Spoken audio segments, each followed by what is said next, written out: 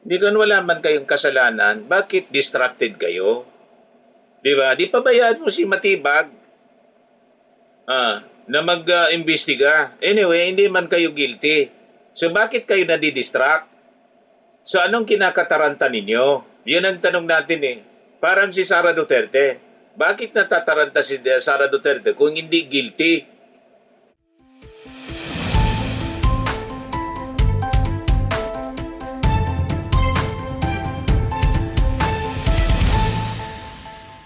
Hello po mga kababayan, si Dante Maravillas. Tataranta na ngayon. Panic mode mga kababayan, yung magkapatid na Cayetano, si Pia Cayetano at saka si Alan Peter Cayetano. Kasi po may na-discovering multi-billion anomaly ang National Bureau of Investigation. Yung tinaguriang kaldero, SEA Games cauldron na sangkutan mga kababayan ni Alan Peter Cayetano. Actually, matagal na yan, mga kababayan, na issue. Kaya nga binansagan si Cayetanong kaldero. Kasi yung kaldero, mga kababayan, sa SEA Games, 55.92 million pesos. At yung kabuong budget nito, mga kababayan, involving 10 billion na pondo, panahon ni Digong. O yan ang balita ngayon. Nabuhay ang issue sa kaldero. Umagaw ng atensyon sa impeachment trial ni Vice President Sara Duterte ang planong pag-iimbestiga ni NBI Director Melvin Matibag sa kontrobersyal na cauldron na ginamit sa 2019 Southeast Asian Games sa New Clark City Sports Complex sa Tarlac. Isa sa dadawit sa nasabing kontrobersya, si Senator Judge Alan Peter Cayetano, na dating chairman ng Philippine Southeast Asian Games Organizing Committee. Handa raw si Cayetano na rapin ang investigasyon.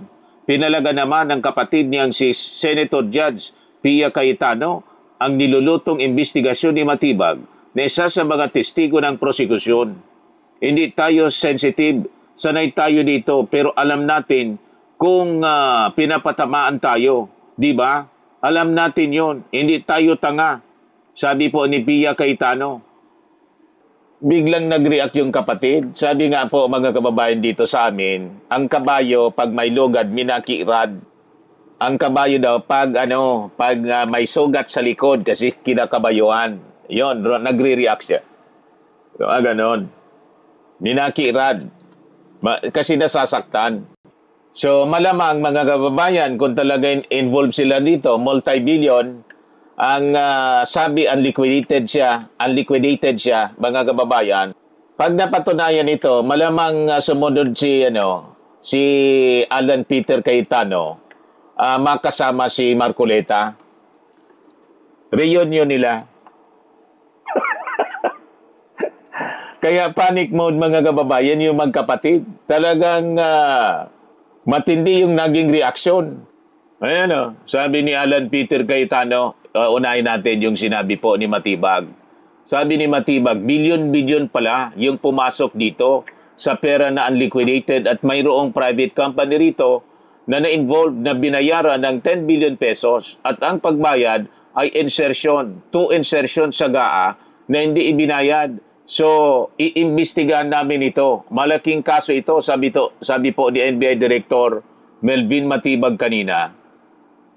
Doon sa impeachment trial. Biglang nag-react mga kababayan si Alan Peter Cayetano. Sabi niya, the chilling effect is there, but am I intimidated? Wala akong choice. Ilalaban ko ito. Go ahead and investigate, sabi po ni Alan Peter Cayetano. So naghamon siya. Iba si mga kababayan sa kaganapan, yung lahat na naghamon po, tulad na nindigong po, nakulong. Lahat na naghamon, si Bato de la Rosa, wanted. Naghamon din yon. Go ahead, Mr. Trillanes. Bakit sumama ka pa? Make my day. Lahat naghamon, mga kababayan.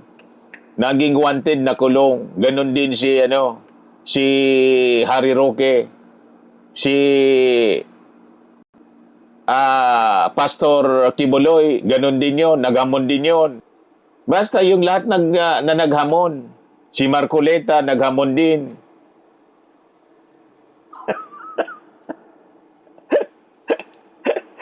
Lahat na naghamon.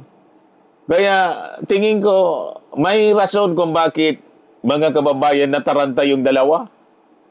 Yung magkapatid na Cayetano, mga kababayan.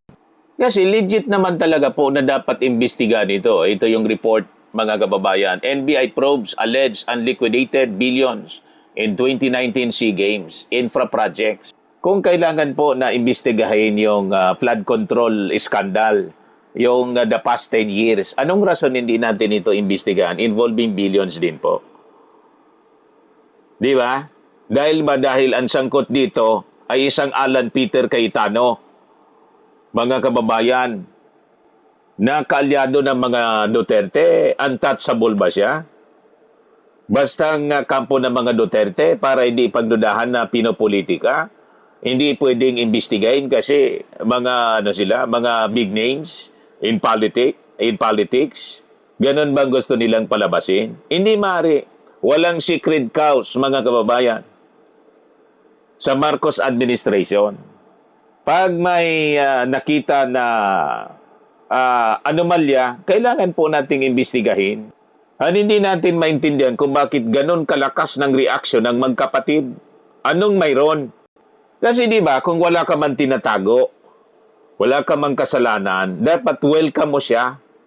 Hindi ka magre-react ng ganyan. Kaya yung reaction po dito, yan tuloy parang nahalata na tuloy ng mga mamamayang Filipino na talagang may tinatago. Illegit naman po ito, mga kababayan. Oh.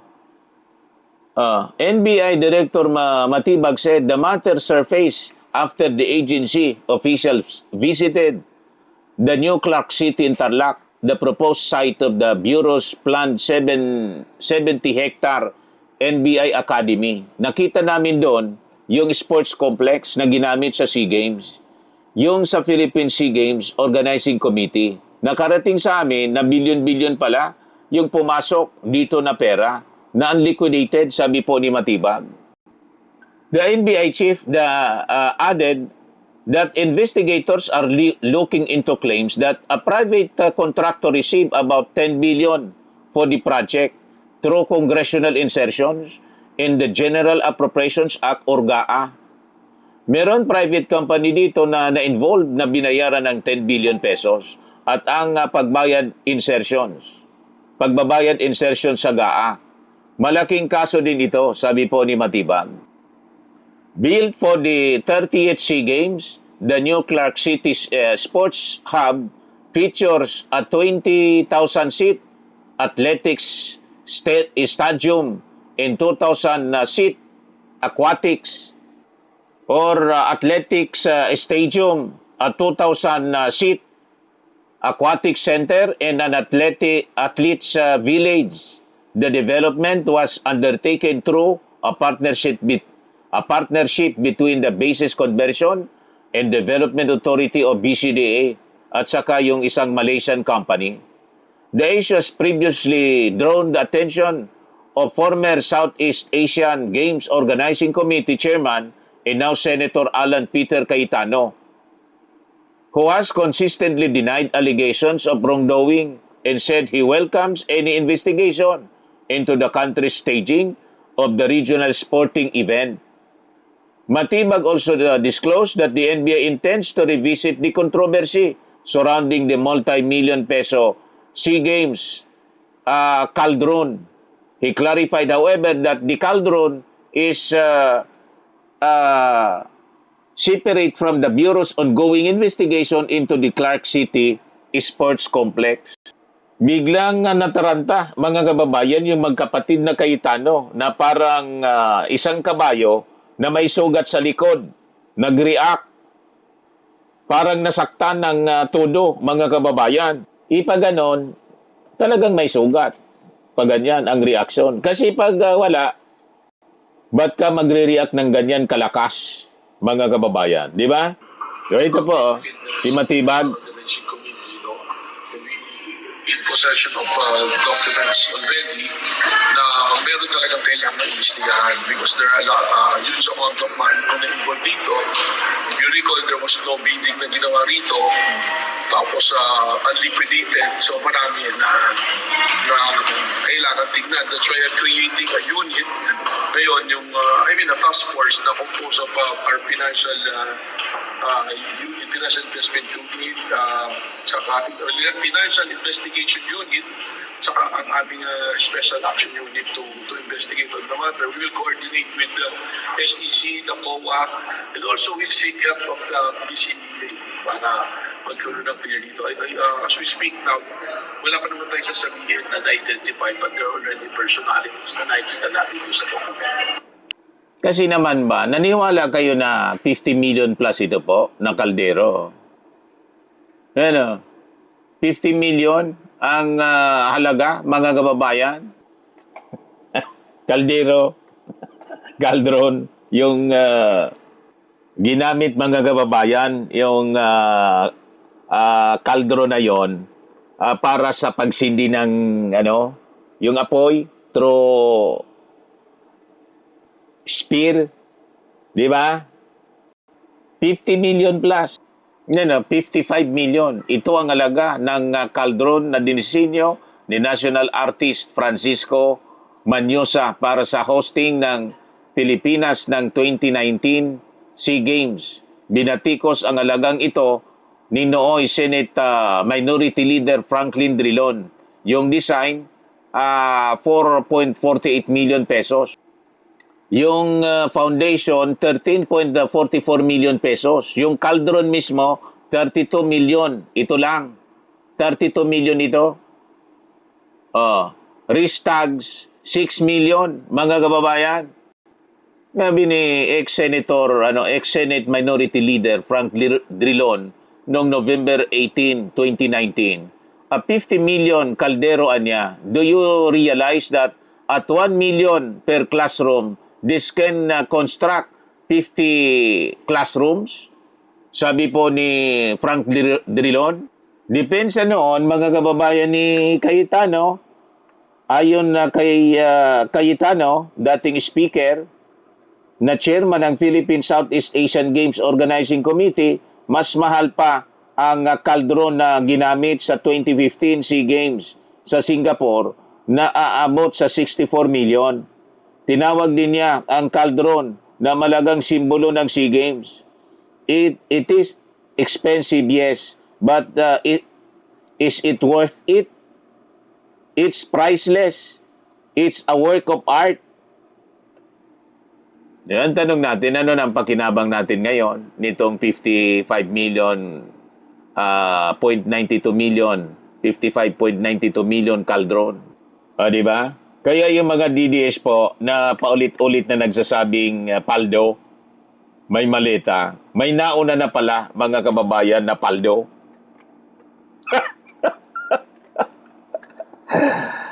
Kaya matindi yung reaksyon mga kababayan ni Pia Cayetano. Ito yung interview kay NBI Director Matibag tungkol sa sinabi niya sisilipin ang bilyon-bilyong unliquidated funds sa SEA Games Sports Complex. Pinakita mga kababayan kanina sa Senate hearing, sa Senate trial. Mga kaso na bago na dapat tingnan. Maalala nyo, pumunta kami Clark because we were given 70 hectares for the NBI Academy. So, nagdodoble, nag-i-echo yung salita. Parang sports complex na ginamit sa Philippine Games Organizing Committee. Well, nakarating sa akin, may kami dito, kailangan dahil nakarating kami dito, pala yung pumasok dito na pera na liquidated. At merong private company dito na involved na binayaran ng 10 billion at ang pagbabayad ng insertion sa GAA na hindi binayad. So ito imbestigahan. Malaking kaso rin ito. Ay, iba pa yun. Yung sa Caldero, hindi going, pero sisilipin na rin natin. Ito yung sa it's a Malaysian company na sila yung parang support area na to. Walang bidding. Tapos nabayaran bilisan na 10 billion yung halaga, congressional insertion. So, sisilipin namin to. Katunayan, meron kaming mga kaso na pumasok na bago na dapat namin tingnan.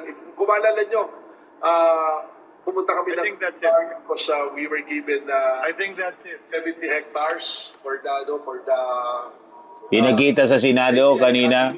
So, magkaroon kami na rin. Senator Judge Pia Cayetano is recognized. Rest assured, Mr. Presiding Officer and dear colleagues and parties, I will not belabor this point. I will not stay long. But clearly, from the statements of Director Matibag, malaki daw kaso to. Naimbestigahan na niya? Alam niya ng malaking kaso? Paano niya nalaman? So, sa akin lang, 10 Mr. Presiding billion Officer, kasi, simple kaya lang eh. malaking What was the kaso. intention Ito naman here? si Pia. To distract the minority floor leader, who is one of only two lawyers right now, because our other lawyer was already carted off somewhere. Nag-react agad, hindi man dalawa lang kami. So you wanna pinangalanan. distract him. So ako na lang ang tatayo dito.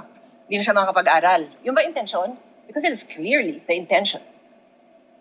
The fact that he has to stand up, the fact that I have to stand up, the fact that Senator Robin has to stand up, he is distracting us from our job. As Senator Alan said, he could do it quietly. Go ahead. Pero anong purpose niya? Nagyayabang siya? What's the purpose? Di kung wala man kayong kasalanan, bakit distracted kayo? Di ba? Di pabayaan mo si Matibag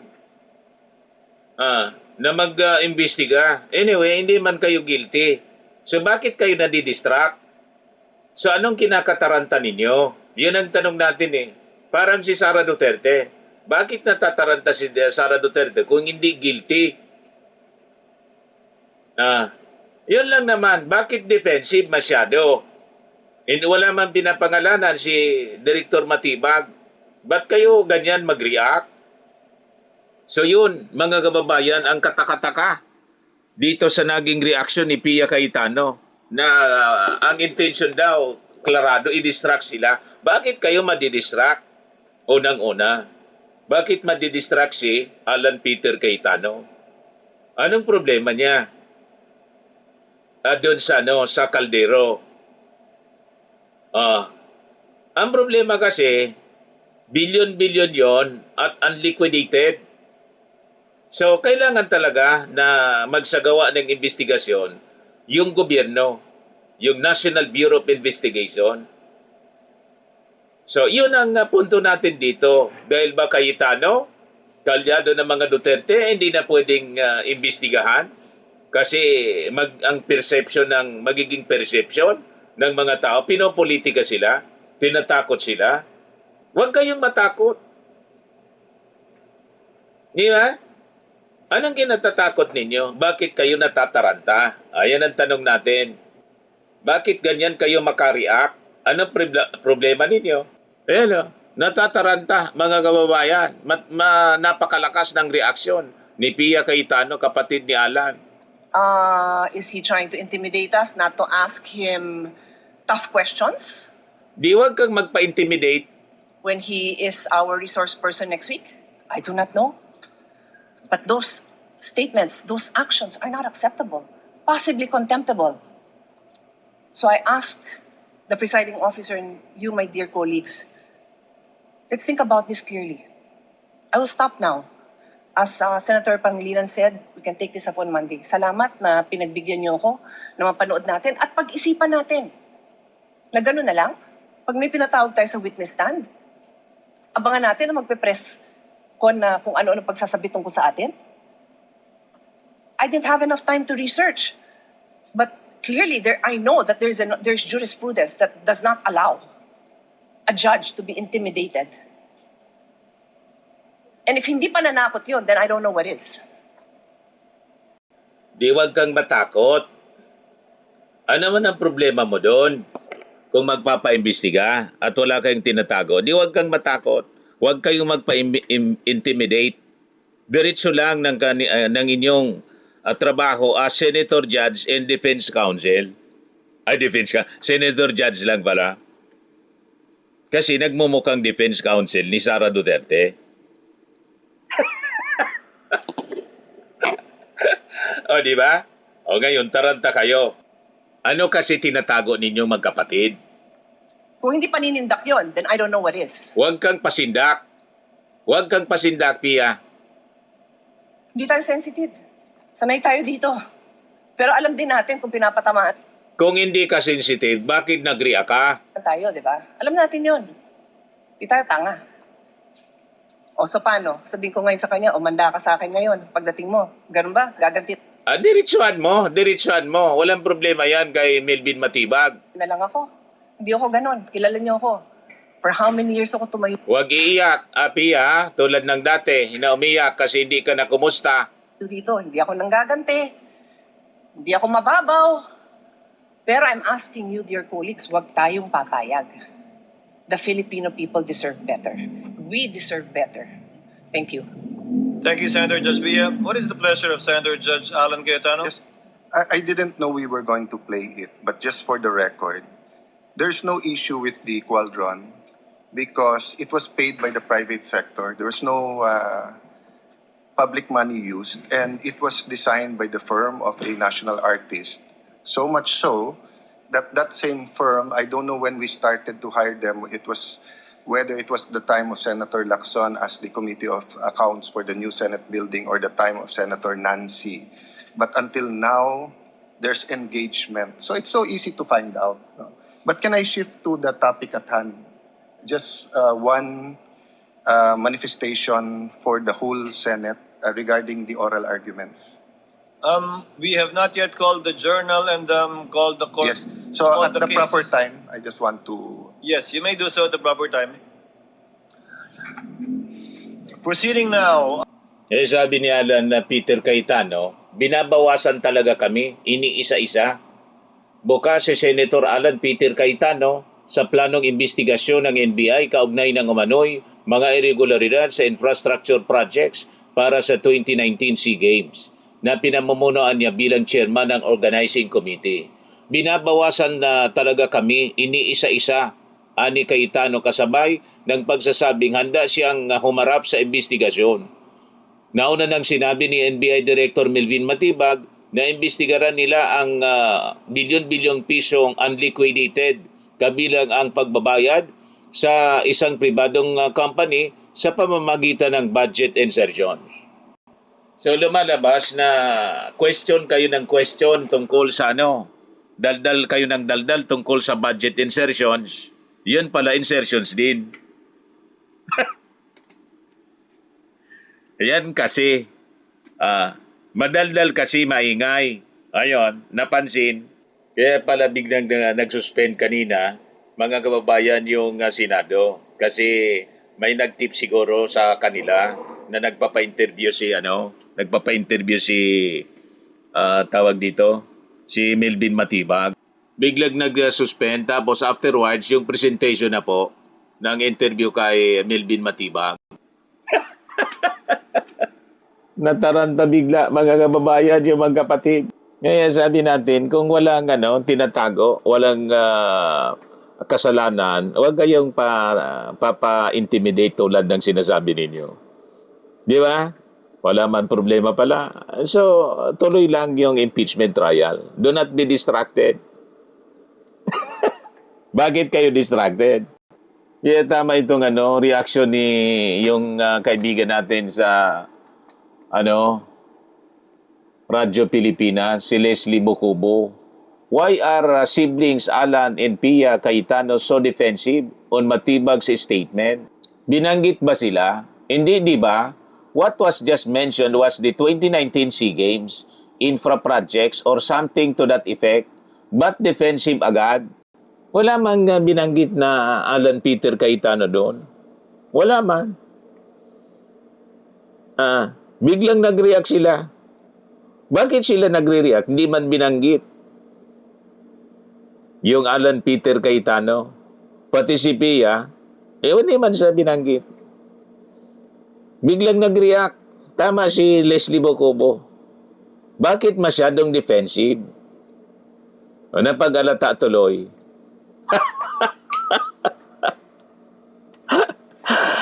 Okay, mga kababayan, yun lang. Ayan ang pinagpipistan ngayon sa mainstream media na balita. Ako po si Dante Maravillas. Bye-bye. God bless.